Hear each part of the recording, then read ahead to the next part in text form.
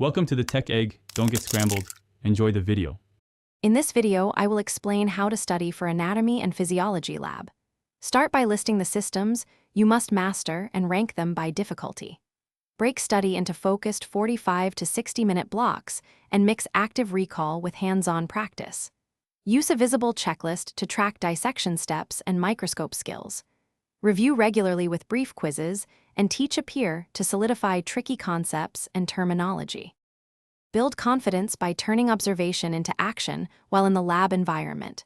Focus on consistent technique, gentle handling of specimens, and precise labeling of structures. Verbally narrate steps during dissections and microscope work to strengthen recall pathways. After each session, note 3 things you learned and 1 area to improve. Revisit those targets before the next lab to keep progress steady and manageable. Choose study tools that match active learning and repetition to reinforce anatomy names and functions. Flashcards, labeled diagrams, and short oral quizzes help convert passive recognition into active recall. Schedule weekly group sessions for hands-on identification practice and immediate feedback. Supplement with atlas comparisons and digital models for depth.